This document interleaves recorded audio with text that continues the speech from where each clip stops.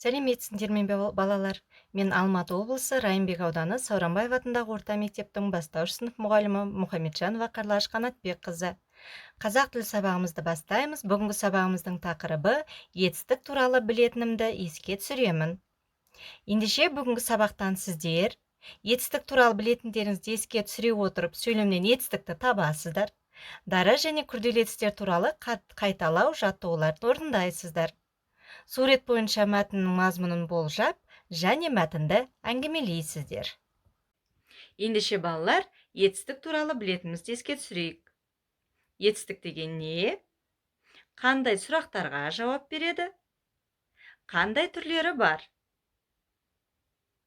Жарайсыңдар. Заттың іс-әрекетін қимылын білдіретін сөз табын етістік деп атаймыз. Етістіктің сұрақтары: не істеді, не қылды, қайтты.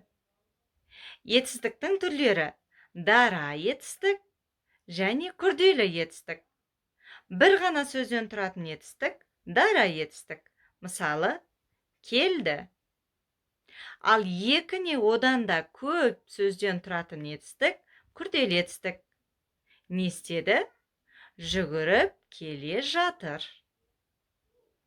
Өткен тақырыптарымыз есімізге түскен болса, балалар, осы алдыңғы сабақпен байланысты тағы бір жаттығуды ұсынамын. Бірінші тапсырма: сәйкестендір. Сұрақтарға жауап беріп, дұрыс жауабымен сәйкестендіреміз. Бірінші сұрақ: Динаның ұстазы кім? Құрманғазы кім? Домбырашы болу үшін не істеу керек?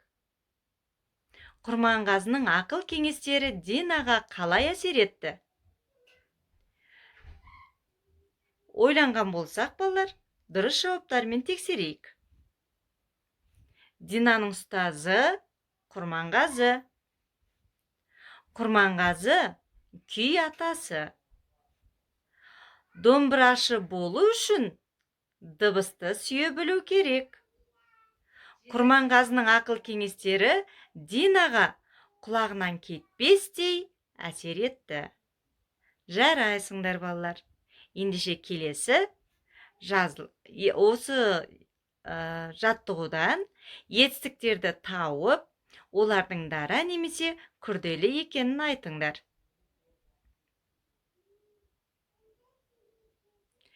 Ендеше келесі тапсырма, жазылым тапсырмасы, 45-ші беттегі 8-ші жаттығу.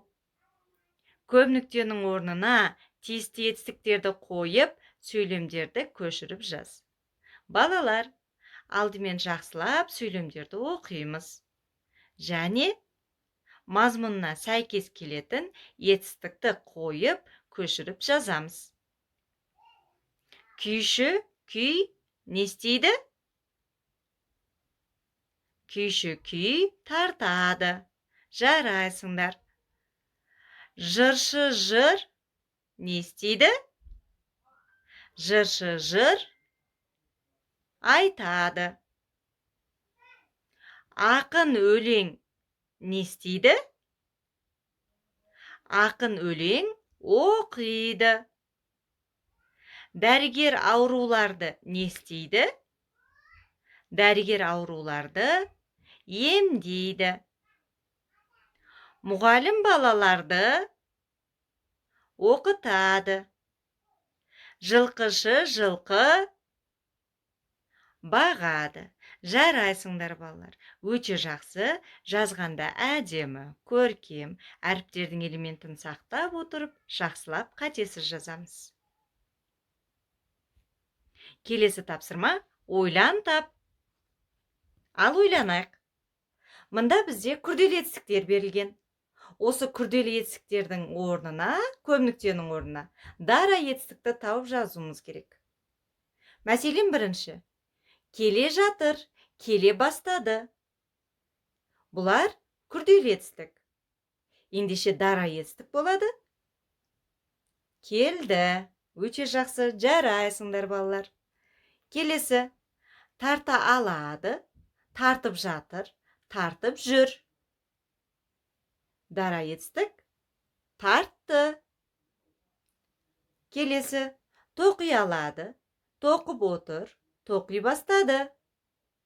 Дара етістік, тоқыды. Барып кел, бара кел. Дара етістік болады, барды. Өте жақсы, жарайсыңдар балалар. Ендеше осындағы берілген күрделі етістікпен бір сөйлем құрап жазамыз. Келесі тапсырма балалар, суретпен жұмыс. Суретке мұқият қарап, мәтіннің тақырыбын болжа. Суретке қараңдаршы балалар. Мәтін не туралы болуы мүмкін? Жарайсыңдар. Ендеше мәтінмен танысайық. Мәтінді оқы. Менің атым Дина, деді қызғалдақ. Мерейлі бол, Динажан. Мен кек күйшісі Құрманғазымын. Тәрбиешім Махамбет ақын, Исатай ердің серігі. Халық үшін жан берген. Сол ерлердің ұраны, сол күрестің дабылы, мынау егіз ішекте. Мұрамды саған тапсырдым.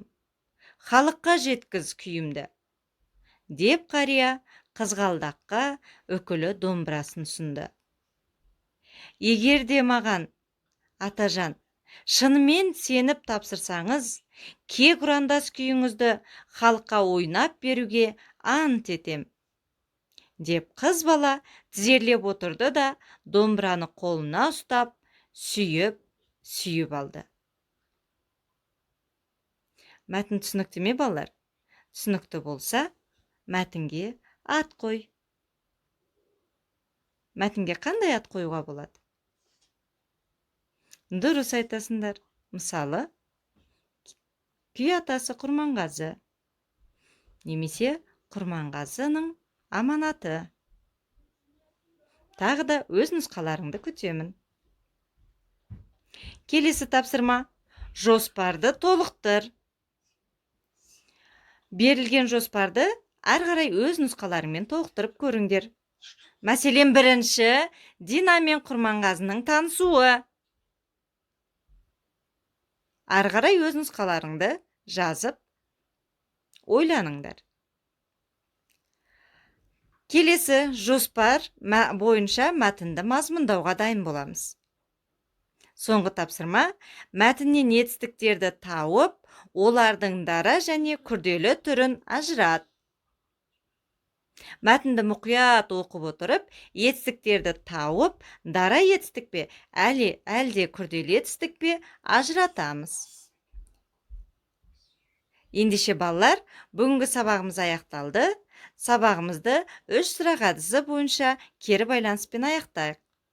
Сабақтан не үйрендіңдер? Сабақ түсінікті болды ма? Қандай ұсыныс пікірлерің бар?